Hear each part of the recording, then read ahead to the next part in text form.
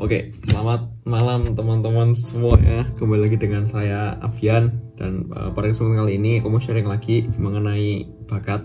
Yang mana kemarin di Instagram gue itu udah banyak berseliweran mungkin tentang suatu platform yang aku kembangin sama teman-temanku. Yang mana itu akan membahas tentang minat bakat. Nah, tapi sebelumnya buat teman-teman yang belum subscribe, buat yang belum like dan juga tombol lonceng, silahkan nyalain dulu buat notifikasi terbaru videoku, karena akhir-akhir ini aku mau bikin video, apalagi awal tahun 2025 yang mana nanti harapannya setiap minggu mungkin bisa 2-3 video. Yo, semoga kuat menuai lah ya. Oke, jadi masuk ke materi itu tentang bakat.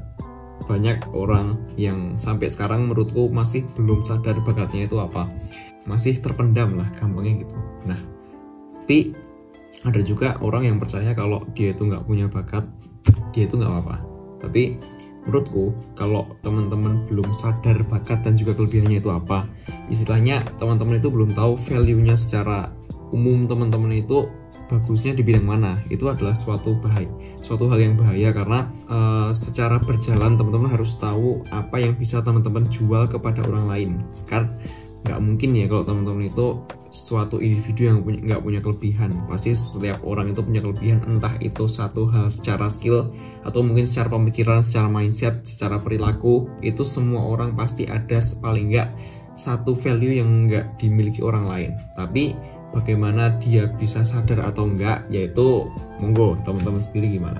Nah, mitos yang beredar adalah teman-teman ketika nggak punya bakat itu teman-teman nggak akan bisa sukses. Itu sebenarnya adalah suatu opini yang masih ada di masyarakat. Tapi menurutku bakat itu kan bawaan lahir ya, maksudnya nggak semua orang itu punya. Tapi yang terpenting dalam suatu usaha itu kan tetap usahanya itu sendiri.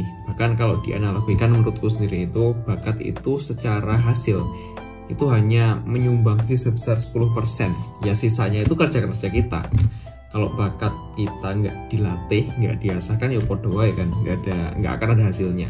Kecuali teman-teman emang dari awal itu misalnya nggak bakat buat gambar sesuatu, teman-teman nggak bakat buat pegang kamera bikin video kayak gini, itu nggak bakat. Tapi secara teman-teman punya semangat buat belajar, ya wis, itu hasilnya nanti adalah berawal dari usaha teman-teman itu sendiri. Jadi secara nggak langsung bakat dan juga skill itu sebenarnya bisa dilatih, dan juga nggak melulu soal bakat itu bawaan lahir.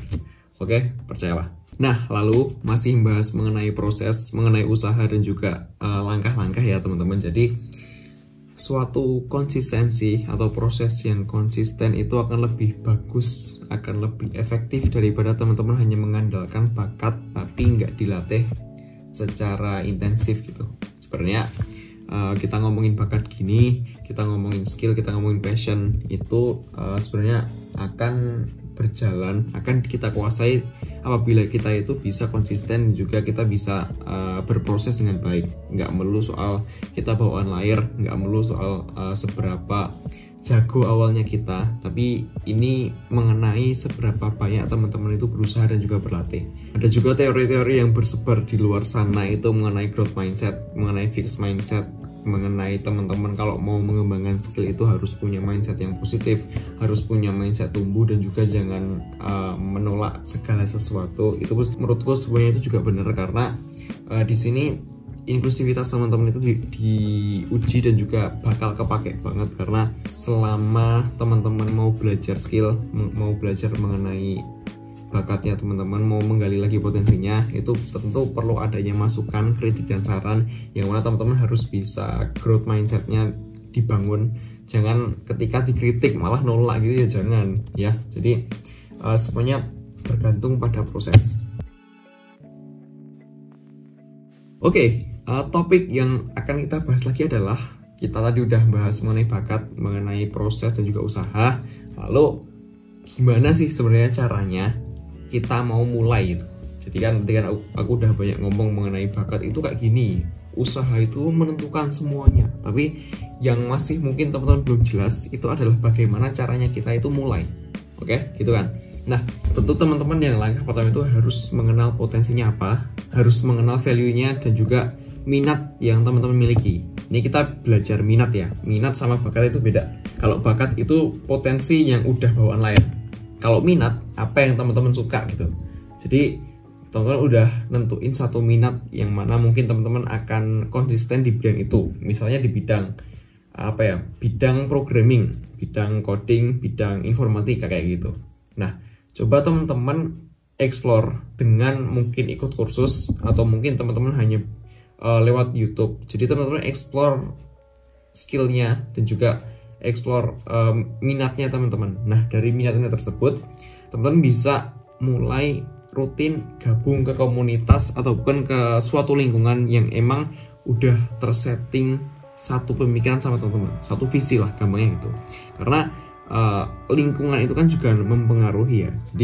Jadi tentu ketika teman-teman mau mengembangkan skill, mau mengembangkan suatu bakat dan juga minatnya teman-teman, itu harus ada suatu komunitas yang mewadahi hal tersebut. Nggak bisa ketika teman-teman nanti secara otodidak dalam jangka panjang.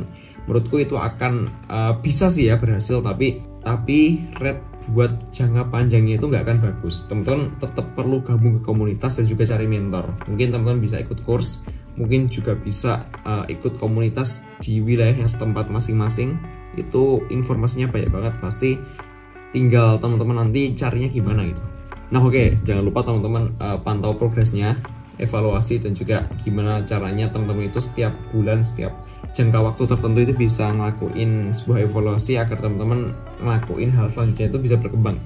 Nah, aku akan kasih contoh beberapa tokoh yang mungkin bisa berkembang karena ada bakat dan juga mungkin kerja keras. Nah, teman-teman mesti tahu pemain bola yang Lionel Messi dan juga Cristiano Ronaldo yang mungkin digadang-gadang sampai sekarang adalah greatest of all time-nya sepak bola ya. Nah, di situ banyak sekali beredar yang membuktikan bahwasannya Messi itu udah punya bakat main sepak bola sejak lahir. Dan juga Ronaldo adalah seseorang yang dikenal karena kegigihan dan juga kerja kerasnya. Nah, dari dua rival tersebut kita bisa simpulkan antara orang yang berbakat seperti Messi itu pun juga perlu adanya usaha dan juga latihan.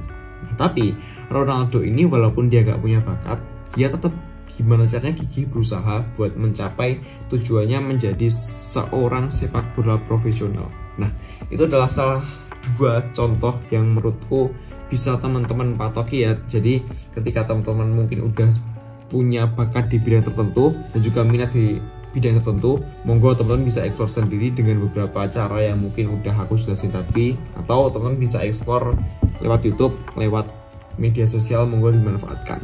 Nah, itu sih, kalau teman-teman masih punya pertanyaan ataupun kebingungan ataupun pengen punya wadah ataupun komunitas yang bisa mewadahi teman-teman secara minat dan bakat, mungkin teman-teman bisa pantau di Instagramku. Jangan lupa di follow @abianwa, karena di situ akan aku share informasi bukan seputar pendidikan aja, tapi mengenai mungkin sharing pengembangan diri, skill, soft skill, minat bakat.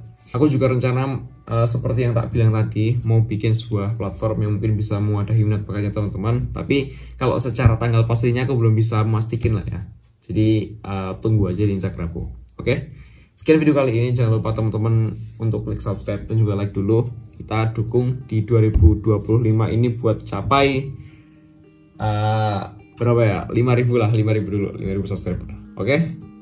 See you di next video. Sampai jumpa di video yang selanjutnya. Bye bye.